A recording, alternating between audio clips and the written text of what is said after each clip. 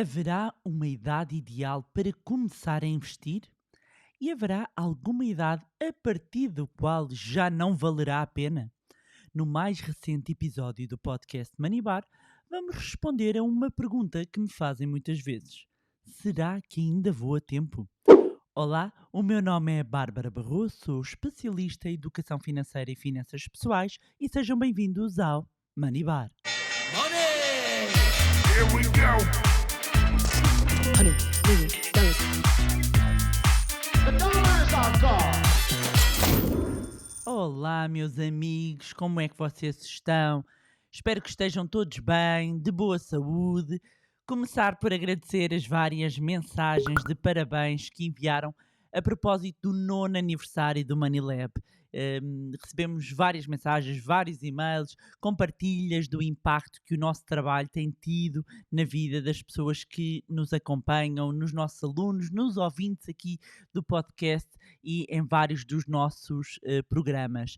Mesmo passado todos estes anos, 9 anos no caso do Manilab, o dobro no meu caso pessoal em termos de educação e literacia financeira, sim, são 18 anos a descomplicar as finanças pessoais em Portugal, em português e também a nível internacional, e confesso-vos que mantenho o mesmo entusiasmo. Aliás, até digo que eu hoje ainda sou uma defensora mais fervorosa da educação e da literacia financeira, porque a experiência e o tempo demonstraram o que significa não ter qualquer conhecimento e a diferença impressionante que existe nos resultados e mesmo na vida num todo quando as pessoas investem na sua literacia financeira.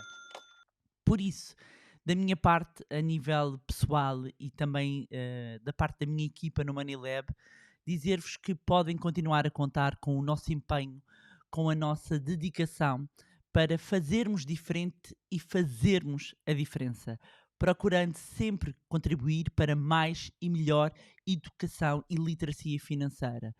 E convidar-vos também para passarem a mensagem, serem agentes de mudança e de influência positiva, como tantas vezes digo, e, por exemplo, recomendarem este podcast a amigos, a familiares. É que esse pode ser o início, o começo, a tal ajuda que os vossos amigos e familiares necessitam. E o tema de hoje, se calhar, é um tema que até acaba por surgir em muitas conversas. Aliás, é uma das perguntas que mais frequentemente me fazem, sobretudo as pessoas que estão a começar. Bárbara, é tarde demais para eu investir? E eu já ouvi esta pergunta de pessoas na casa dos 40 anos, dos 50, dos 60 ou mesmo mais do que 60, e também já ouvi de pessoas na casa dos 20 e dos 30 anos. Ou seja, esta acaba por ser uma dúvida transversal e que eu acredito que resulte do facto de ainda existir uma grande iliteracia financeira, do facto de ninguém nas escolas falar destes temas. E quando as pessoas começam a despertar e a ouvir no início todos estes temas relacionados com a área financeira, financeira pessoal, ou seja, quando nós começamos no mercado de trabalho, começamos a ter contacto com a necessidade de abrir a conta, a necessidade, se calhar, quando vamos comprar a primeira casa. Portanto, todo este primeiro contacto com o mundo da banca, com o mundo dos seguros, faz com que muitas vezes comecemos a perceber o nosso nível de iliteracia financeira. Quando chegamos a uma fase, e nem toda a gente sequer chega a essa fase, em que começamos a ponderar os pequenos investimentos, para algumas pessoas podem achar, já é tarde, já não vale a pena. O bom era ter sabido disto quando eu era mais novo e que agora qualquer esforço não vai valer a pena. E quero dizer-vos uma coisa. Para qualquer uma das idades que eu aqui mencionei, qualquer uma das faixas etárias, a resposta que eu vou sempre dar é sempre a mesma. Não, nunca é tarde demais.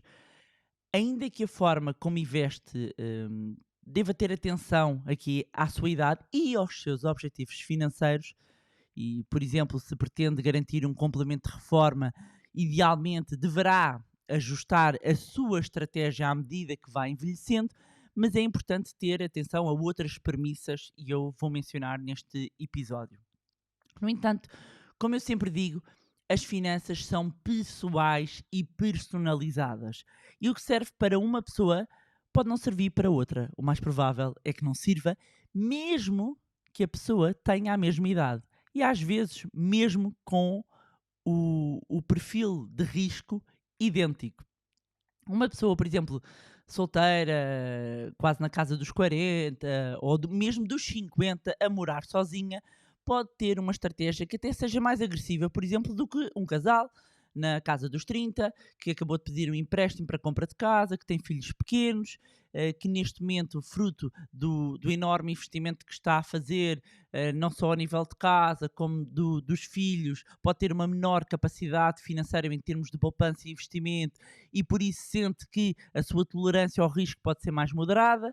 Ainda que, por exemplo, não é? Comparando uma pessoa na casa dos 30 com uma na casa dos 50, o casal que esteja na casa dos 30 tenha mais 20 anos do que a pessoa, por exemplo, solteira com 50 até à idade da reforma, ou seja, tem aqui um diferencial de 20 anos. A verdade é que com os dados que são conhecidos, por exemplo, em termos de direito da pensão, e eu já mencionei em várias ocasiões os números da Comissão Europeia, que são assustadores e que demonstram, de facto, a quebra de rendimento que existirá para muitos de nós a quando da idade da reforma, e isso torna urgente que toda a gente pense na reforma, que toda a gente pense em ter um complemento de reforma, sob pena de ver o seu estilo de vida cair abruptamente quando entrar na idade da reforma. Calcular mal quanto irá precisar na reforma pode levar a consequências reais. E que consequências podem ser estas? Viver com um orçamento mais apertado ou mesmo ter de continuar a trabalhar por mais tempo. E curiosamente, uma coisa que eu acabo por verificar, o que pensando bem também pode ser natural, é que as pessoas mais velhas se concentram muitas vezes no curto prazo. E o que é que eu quero dizer com isto do curto prazo? Porque pensam que não têm muito mais tempo. Estamos a falar aqui de tempo de vida. Mas olhando para os dados da esperança média de vida, convém não esquecer que para quem se reforma por volta dos 66 anos, pode contar em viver, de acordo com a estatística, como é óbvio, pelo menos por cerca mais de 20 anos. E isso significa mais 2 décadas a necessitar de manter o seu padrão de vida. E quando nós falamos de 2 décadas de 20 anos, falamos de claramente longo prazo. E o dinheiro, imaginando que já entrou na idade da reforma, o dinheiro que não necessitar de retirar para viver nesse seu período de reforma, mantê-lo investido é uma forma de continuar a aproveitar os retornos e o investimento de longo prazo. Um dos maiores erros que eu vejo a serem cometidos, sobretudo quando chegamos ali à idade da reforma, é levantar todos os investimentos e guardar tudo em cash, em dinheiro vivo, e depois pôr ali numa conta no banco. Porquê? Porque o dinheiro não acompanha a inflação. E termos o dinheiro parado significa o nosso dinheiro a perder valor. Portanto, se eu tenho o meu dinheiro investido até a idade da reforma, não faz sentido nenhum, se eu não precisar do bolo todo, do montante todo, chegar àquele momento e resgatá-lo. Portanto, não é por eu chegar a essa idade da reforma que eu tenho de retirar o dinheiro. Idealmente, devo manter todo o dinheiro que não necessito para viver investido. Depois posso ajustar então a minha estratégia em função da minha idade. É importante terem atenção que, independentemente da idade que tenha, há 3 pontos a avaliar, que são eles. Primeiro, já tenho um fundo de emergência e eu sou uma acérrima defensora, eu há anos que defendo a necessidade e o primeiro patamar, o primeiro objetivo de poupança de qualquer pessoa. Portanto, quem se começou a preocupar com estes temas relacionados com as suas finanças pessoais, já é tarde, não é tarde? Primeiro ponto é perceber, tem fundo de emergência, sim ou não? Tem um montante colocado de parte que permita prevenir qualquer imprevisto, sim ou não? Tendo esse fundo de emergência, poderá então passar para os patamares seguintes. Mas há outro ponto também a ter atenção, independentemente da idade. Tem uma noção clara das suas despesas, ou seja, consegue ter aqui uma fotografia de qual é que é o seu padrão de vida. É fundamental nós termos uma clareza para onde vai o nosso dinheiro. É conhecermos, é através do conhecimento que nós temos da nossa própria vida financeira, que vai nos ajudar ao terceiro ponto fundamental, que é ter metas financeiras concretas. Dar um prazo, atribuir um montante necessário, vai ser como um GPS. Nós estamos no ponto A, o ponto B é o nosso objetivo, depois às vezes, não é às vezes, na grande maioria das vezes, o trajeto nunca é o linear e vamos ter que ajustar a rota, mas pelo menos nós sabemos de onde partimos e para onde vamos. E depois existem inúmeros caminhos para nós lá chegarmos. Seja qual for o nosso objetivo, tenhamos nós 20, 30, 40, 50, 60 anos, se nós já temos o nosso fundo de emergência, se eu tenho uma clareza do meu padrão de vida, da minha capacidade de poupança, quanto é que eu tenho todos os meses para poder investir e eu sei quanto é que eu preciso, eu a partir daqui já tenho as linhas orientadoras necessárias para depois passar ao passo seguinte, que é definir uma estratégia. Claro que para eu definir uma estratégia eu tenho que ter conhecimento. Porque senão é achismo. Vou para a esquerda, vou para a direita, vou andar a ouvir a dica quente do amigo, vou se calhar estar a ouvir alguém que tem uma estratégia que é adequada para si, mas que não é adequada para mim. Para eu conseguir definir uma estratégia não há nada melhor do que conhecimento, porque mesmo que eu delegue a alguém,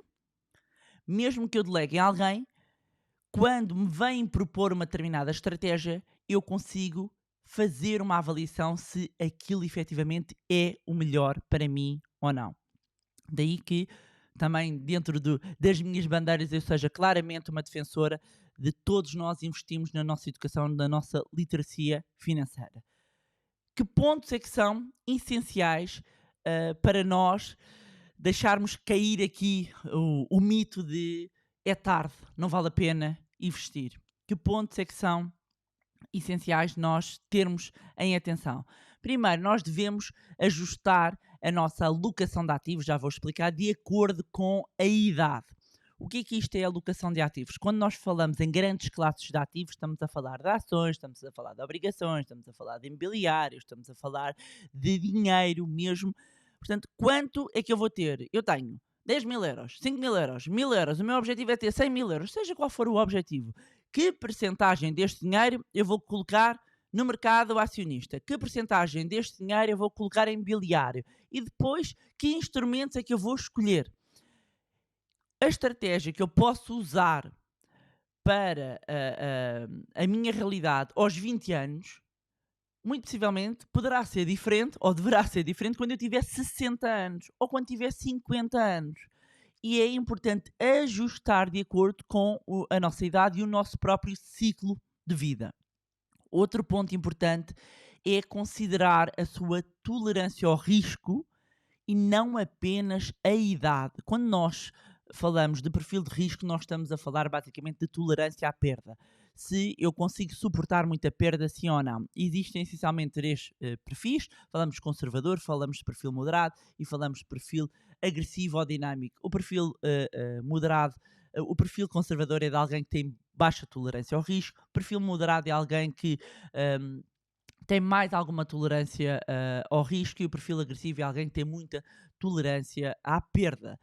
E quando nós estamos a fazer a nossa avaliação, e eu estava a mencionar há pouco o exemplo do casal com 30 anos, da pessoa solteira com 50, não é só a idade. Eu devo ter atenção ao meu perfil. Eu já conheci pessoas com 20, 30 anos que dizem que têm um perfil muito conservador, ou pelo menos moderado, porque eu acho que muitas vezes o perfil conservador advém da falta de literacia financeira. Mas já conheci pessoas com 60 anos com perfis altamente agressivos. E está tudo bem. Ou seja, não é por eu ter 50 ou 60 anos, e eu estava aqui a mencionar 50, 60 anos, de acordo com a esperança média de vida, ainda temos aqui bastantes anos pela frente, portanto ainda temos longo prazo, mesmo chegando à idade da reforma, e eu espero que todos aqui os podcast lovers vivam com saúde durante muitos anos. O ponto e a verdade é importante respeitarmos o nosso próprio perfil de risco. Portanto, há vários pontos a considerar na equação. Outro ponto a ter em atenção é não permitir que as condições do mercado desregulem a sua estratégia, nomeadamente a própria estratégia de alocação de ativos. Acontece, nós somos seres emocionais, e por isso é que para mim a parte comportamental é tão importante, que conforme está a ir o mercado, nós ajustamos. Uma coisa é ajustar a estratégia, que é diferente de estar sempre a virar a agulha. Ai, agora vou para ali, agora o que está a dar é ali, bora, é o efeito manada, agora é para sair dali, bora. Portanto, às tantas não respeitamos a nossa alocação, não temos estratégia nenhuma, já não interessa a tolerância ao risco, interessa go with the flow. É para ali, vai para a esquerda, vai para a direita, está a bombar aquilo, é para aquele lado. Nunca se esqueçam da vossa estratégia e não se distraiam com o ruído. Esse é também um ponto fundamental. A não esquecer também diversificar os investimentos. O diversificar os investimentos, mesmo dentro de cada classe de ativos, diversificar é o que vai permitir mitigar o risco, vai permitir atenuar o risco, sobretudo quando falamos de investimento em longo prazo. E não menos importante, aliás, eu já frisei esse ponto, para mim super importante, investir na literacia financeira e tenha atenção às fontes que consultam.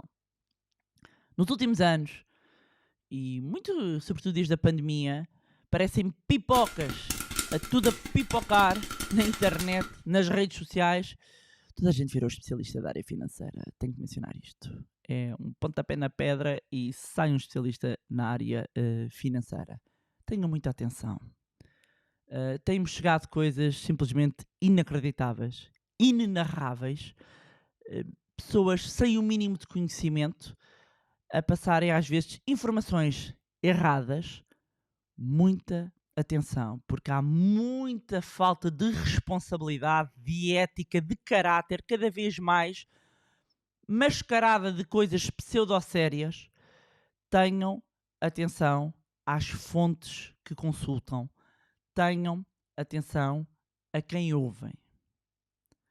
E eu sinto-me na obrigação de fazer estas chamadas de atenção, exatamente porque vejo muitas pessoas serem enganadas e quase sempre as pessoas depois têm vergonha de partilhar isso e não tem mal nenhum. Nós devemos estar cada vez mais atentos. Resumindo aqui o tema do nosso episódio. Nunca é tarde. E não permitam que vos digam isso. Lembrem-se antes que por cada dia que passa e que vocês deixam o vosso dinheiro parado, estão a empobrecer. É impactante o que eu estou a dizer, mas é verdade. Têm de investir o vosso dinheiro para, no mínimo, não descerem o vosso padrão de vida. E no máximo, claramente, aumentarem e criarem património. E para aquelas pessoas que dizem o dinheiro não traz felicidade, sabe o que é que eu digo a essa gente? O que não traz felicidade é pobreza. Isso é que não traz felicidade. E meus amigos, era isto que tinha para vos trazer neste episódio. Antes que me esqueça, e porque tenho chegado também muitas perguntas e muitos pedidos de informação, nomeadamente sobre o nosso curso do Zero à Liberdade Financeira, a próxima edição. Na descrição deste episódio tem um link para se inscreverem na lista de espera e serem os primeiros a saber novidades.